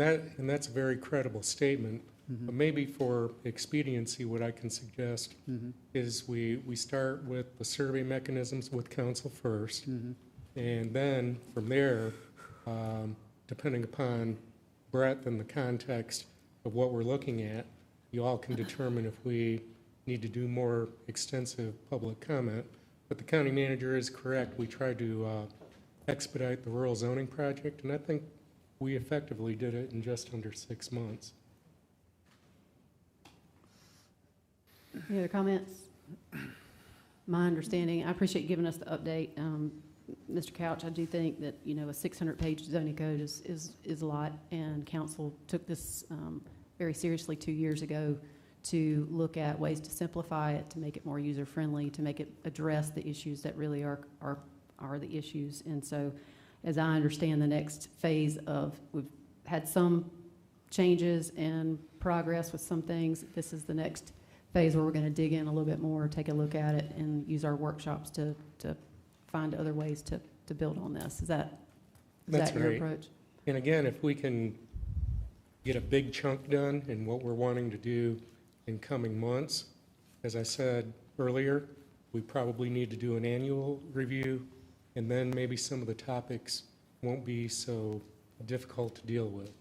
But we're committed, like I said, to recode, decode. And I will say, I was a little bit overwhelmed when I first saw a 600-page zoning code. But now that I've been here 15, 16 months, there's actually some good things in it. And then the other thing we want to do, we just don't want to ignore the zoning code either. Stormwater is a different animal, but we need to look at our land development code because it's closely associated with the zoning code. But I think we want to look at those two particular codes closely. And stormwater, again, as we talked about in the budget retreat, different animal, different time, but we'll be revisiting it. So just to summarize, our next step as staff, we're going to send council a survey, and then once we hear from y'all about your ideas and we connect those with ours, what we'll do is we'll connect it to a future workshop date where we can have a further discussion. And I'm very positive that we've come this far where we're ready to do this now. Yeah. Thank you so much for All your right, work. thank you, sir. Yes, for sure. We do have item number 6 in consent that was brought out for the second item of new business. The item number 6 is council to provide estoppel certification of fee in lieu tax agreement between York County and Mountain SC LLC, a Delaware limited liability company, formerly MREIC, South Carolina LLC, a South Carolina limited liability company. I requested that we pull this out of consent, especially considering that there's community who's asking for more transparency when it comes to the FELO agreements and to share that information. My understanding is that this FELO agreement was passed before any of us was even on council, was done in 2010, but I thought it was important for, if you want to come forward and just share a little bit of the background on that and then the need for this item on the agenda. Happy to do so. Great to see you all. I feel like I haven't been here in a while, so it's good to see you, and I'm happy to address any questions you may have. Just wrote some notes here, and I felt probably best is to read through those to give you kind of perspective in the history. As Chairwoman Cox mentioned, this was a FELO agreement done in 2010. Essentially what you're looking at is an estoppel certificate tied to an existing fee on that property. Just some terms on that. This was a 30-year fee in lieu of tax agreement that was done where the assessment ratio is at 6% for the property. That's pretty standard for what we do for really just about any project, is to reduce that assessment ratio. And the property owner currently is pursuing financing, and their lender, which is mentioned in that certificate, is just requiring to confirm the status of the agreement. So it's not anything that would affect the agreement. They are in compliance. They have met their investment amount tied to it. It's just us as a partner in a body of that's part of the agreement. We would just confirm that they're in compliance and that we are basically stating that this agreement is in place. Beyond that, it's pretty straightforward and simple. It's a standard administrative step usually that we would do and we've done in the past. And this concerns an existing business that currently operates in the county, is that correct? That's correct. FedEx is a tenant in that facility. Okay.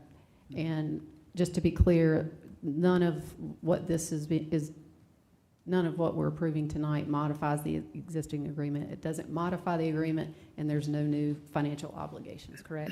That is absolutely correct. And I think this might be helpful just for the general public. This would be like if you're refinancing your home. The bank is just making sure that everything is in order and that there's no issues there. And so they're asking us just to confirm that they're in compliance with the agreement that we have with them. And they're in compliance as well. They are. Okay. Any other questions? Nope. All right. Do we have a Thank you all. motion? Motion to approve. Second. Motion and a second. Any other discussion? All in favor say aye. Aye. Any opposed? Hearing none, motion carries. My understanding is that Mr. Kokenauer, who is, hang on, let me find where I'm at. We do not have any committee or other reports. We do have citizen concerns, but my understanding is that you do not need to move forward. Okay. Any council member new non-agenda comments before we go into executive session? Yeah, one real quick here. Again, I do want to thank, people that came in to speak around in regards to SILFAB, in regards to QTS. We continue to appreciate your feedback as we move, as we hear your concerns. We do appreciate that. And again, I do want to state, I do continue to support the public, the students, and also the school district in their request to cease manufacturing per the school district's request. I also want to state that when it comes to QTS, I know that we've referred it over to planning, and I do want to recommend, because the state is also involved looking at data centers, that I do recommend that when it does go to planning, that you would look at actually implementing a moratorium on data centers, just because there's so much activity around that, especially at our level and at the state level, that I do recommend a moratorium. So I just want to pass that along. And that's it. Thank you. Any other comments? Duly noted. Yes, please. So first thing I wanted to mention on the data center QTS specifically, that purchase and the zoning was by right, correct? It was by right. So they had the right to actually build a data center on the property, the existing property, not the one that's being purchased, but the existing property. I want to clarify that because that was brought up tonight. Number two, there was mention of Atlanta, the QTS site. And the QTS site is on 99, one of them is on 99 acres in Atlanta. It's 1.56 miles square, and it's 40 feet. So that's one of the reasons why we encourage the height to be increased to 80 feet. I'm not on that committee that brought the recommendation to council, but I did vote for it. And we suggested 80 feet so that you have less of a footprint on the ground, right? You take it up, it's either up or it's out, right? So you have a larger footprint, theoretically, the shorter the building is. Plus, from a sound perspective, even though after we've heard how our ordinance work, and I'm actually talking louder than the sound could be based on our ordinance, but the sound is 80 feet up. It's not necessarily down on the ground. So I think we have to take that into consideration. And I'm just explaining this because of the logic that went behind increasing the height of a data center up to 80 feet. The noise during construction, you know, unfortunately, I mean, I feel for the residents around there that are affected by the noise from the construction, but there just is noise with construction. It's just part of, I hate to say progress, but it's part of construction. The last thing I want to mention, well, one more thing on that. I want to remind citizens that own land, citizens that own land in York County. If you're concerned about what's going to happen to that land now, you should be concerned about what happens to that land when you pass away and you pass it to your heirs. So you have an opportunity to put that land under deed restrictions. You can put in a conservation easement. You can protect that land so that what you're grappling with while you're alive doesn't happen to other people when you pass away. So you do have an opportunity to correct that with the land that you own. So please don't forget that. I'll keep reminding citizens that do own land and own parcels of land at that particular point. Last thing I wanted to mention is that as we talk about data centers, we've talked about, we're asking, we sent it back to, did we send it to Planning Commission or Planning Committee? Planning Committee. Planning and Zoning Committee. Planning and Zoning Committee. So Councilman Litton and I have been talking about this a lot, and he keeps saying to me, he said, why are you treating one industry different than another? And the more I thought about it, I thought, you know what? He's right. I think what we need to do when we're looking at restrictions, it's applied across the board. So if you use a certain amount of water, then we should have some type of restriction regardless of the industry for water. If you're using a certain amount of power, then you would have the same restriction. Here's why I say this. 10 years ago, if somebody had asked you, what is AI, what is a data center, 2022, only 7% of businesses even used AI. Today, only 23. 3 more years from now, it's expected to be over 60% using AI. So there's something on the horizon we're not even aware of. So I think he's right. I think we need to look at this universally at any industry that comes in here that can be a bit of a disruptor on, in this case, water, electricity. And then I keep mentioning decommissioning, and even came up tonight, somebody mentioned that. But this is an enormous building. You obviously can't tear the building down, but, well, you could, but what could you use the building for if they did, if they were out of business a few years from now? If Elon Musk is right, and we're going to have cooling centers in space because it's so cold, there's some underwater today. I mean, you have to think about, you don't have to, but it would behoove us to think out of the box and apply it to any industry that comes in the future that we're even unaware of that could be having the same type of impact. So I would ask the Planning Committee to think about this and some of the comments that we've made, but apply it to all industries, which would include data centers. Thank you. Any other council member, new non-agenda Yeah, I comments? wasn't going to say nothing, but I am.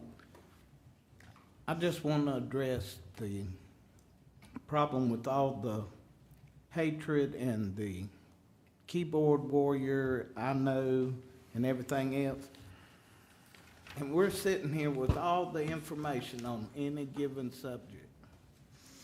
And some of the stuff that's being made up and said and whatnot, it's kind of hard to believe that people celebrated Easter and took one day, and then they were right back at all the hatred and the nasty talks and all that. And the bad thing is well over 90% of it isn't true. So, you know, don't sit there and say you praised and worshiped the Lord one minute, and then you're living for the devil the next. It's getting kind of aggravating, monotonous, and you get kind of tired of it. And this ain't no easy job at any given time, but somebody has to make a decision. Whether you don't agree with the decision or not, somebody still had to make the decision. That's about all I got to say. Any other comments? I'd like to make a couple. First of all, again, I want to say thank you to the Eubanks for their decision to rezone that property. It truly does mean a lot to my community. And I also want to say that, you know, we still, comments that we have made tonight from the new SILFAB group is still valid, very valid, and we hope to see some results in some investigations and some questions answered that that everybody has concerns about. So I believe that that's going to happen, and I think Tom and I are still standing firm with our community on this. Thank you. I want to go back and poke Tommy a little bit. Some people didn't even take Easter off. I agree. You're right. I know we started our meeting off with a somber and sad moment with Michael Kendry. I look at that situation and try to put a different light on it, because we in this community, we in this world find so much to fight over that in the end is very inconsequential to why we're here on this earth and the things that we can do to make things better for not just ourselves, but for everybody else. But sometimes people take the opportunity to continue to fight, to continue to fight, to continue to fight. And we forget about all the blessings that we've enjoyed, that we're going to receive. So I just want people to remember your purpose in life, whether it's counsel, whether it's cooking, whether it's hiking, whatever your mission is outside of coming here. Life's bigger than what goes on in this chamber. And so many people miss that opportunity to really enjoy it.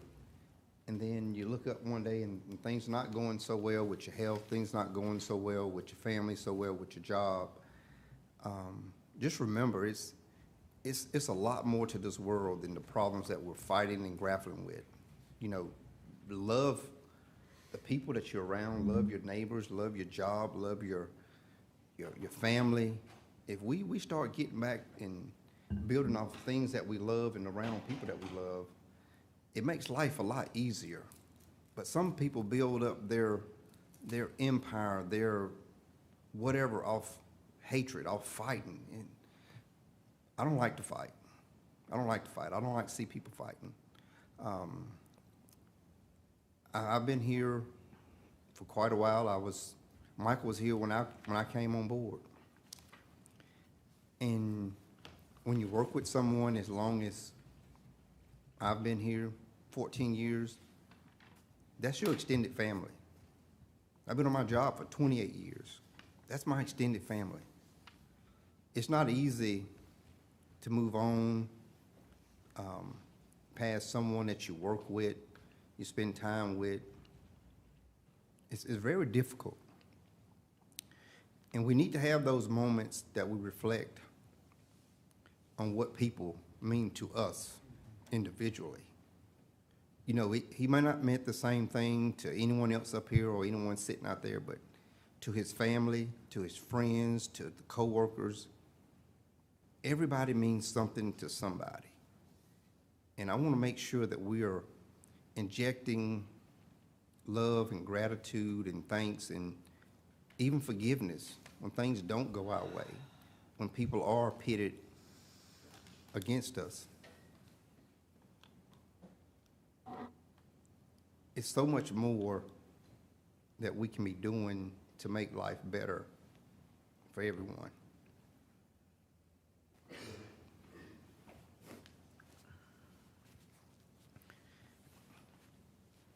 And I just want people to remember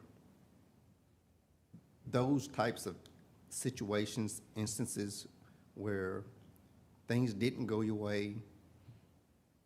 Remember to reach out and love on those people that whatever that decision was that affected you or them, mend those fences, make things better, because tomorrow is coming for those who are left behind.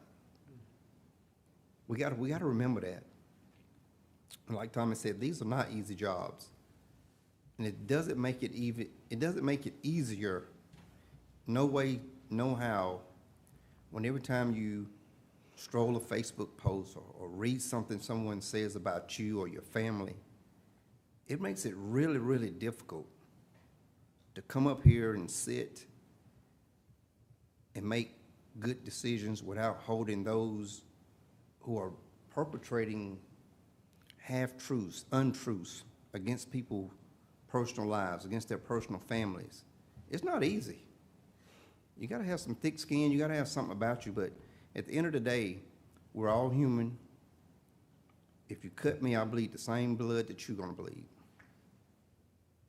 So let's just remember to build our foundation on what we can be proud of, that we can love on each other, and still be neighbors when we walk out of this chamber, whether you agree with the decisions that we make or not. We still gonna be here. You're still gonna live here. I don't see no one packing up moving because of decision that we've made. And I don't see people moving into York County because of decisions that we made. People move here and want to live here because we have a great community that wants to be great. Nobody does this job to try to hurt anybody, harm anybody, or do anything to offend anybody. So I guess that's just my message. Yeah. Thank you, sir. Let me say one other thing, No, please. sir, please. Well, all I was going to say. We're going to let everybody do it twice, please. No, well, I was Please, just going to Mr. say, the Atkins. same ones that hung Jesus on the cross were praising him 3 I days think you- prior to it. Thank you, sir. I think everybody's spoken now on agenda, and I appreciate the comments, and it's a hard job sitting up here to be the person to call 2 minutes or to tell a council member we've already spoken once, and that job weighs heavy on all of us, to do the right thing, to be honest, to be straightforward. And when folks don't believe that, that's when it's difficult. I do think that one of the reasons why we put on the agenda an update on the planning and zoning code was because some of the questions that are being raised from council, should we extend this to other uses? Those are things, I mean, whether you like it or not, council didn't have a magic wand. We have lane that we have to go in. We have certain statutory and local authority that we act in. The same is true for the county manager. The same is true for the county attorney. The same is true for the state. There are different lanes, and folks have to understand those lanes and understand the areas that they are in, and to use that power appropriately to make sure the information is accurate, truthful, and that you're making decisions that are in the best interest of the community, and to use, so I think it is difficult sometimes, though, when you have some folks who are saying things, personally attacking when the information is not true. And that's probably the hardest job of council right now, as I see it, is social media and things like that will share information that is not accurate, and how to address that. And I think the county is trying to do a better job of being more, putting stuff on the website, responding as quickly as possible to things, but at the end of the day, we do have to act within the scope that we have been granted. I mean, that's constitutional, state constitutional, and U.S. constitutional, and learning those processes is key. Folks who get out there and just say you can wave a magic wand, that's not the way it works. And that applies to even discussions about how we simplify our zoning code, which tonight we got an update on. When there is an ordinance, this is just an example, when there's a pending ordinance doctrine, you have to stay within the confines of what was proposed in the pending ordinance doctrine, and you can't go outside of that. But what we can do, and what has been done, is we've heard these comments about, should we look at other areas? Should we look at the use code? Should we go in there and make changes to this? Yes, we can do that. We have to do it through the right process, which is to come here to make sure that the public is aware of what we're doing. We go through our workshops, and that's the process that takes. You can't just insert it and add it midstream to an existing ordinance that's being considered.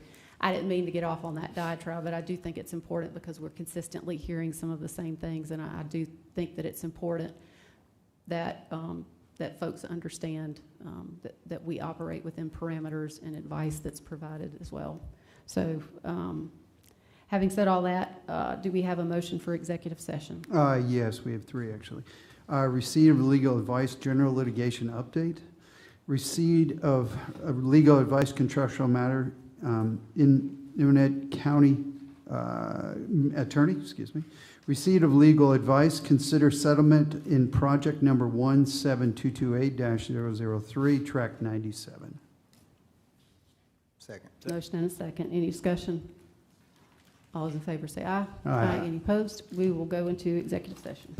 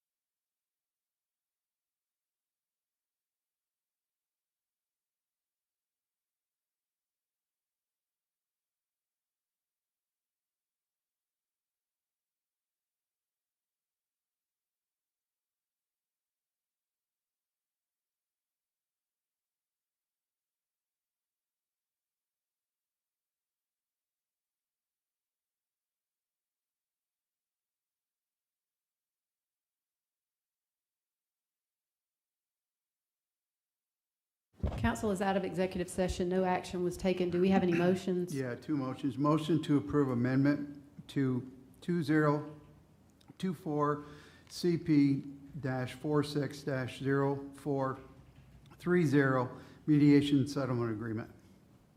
Second. Motion and a second. Any discussion? All those in favor say aye. Aye. Any opposed? Motion carries.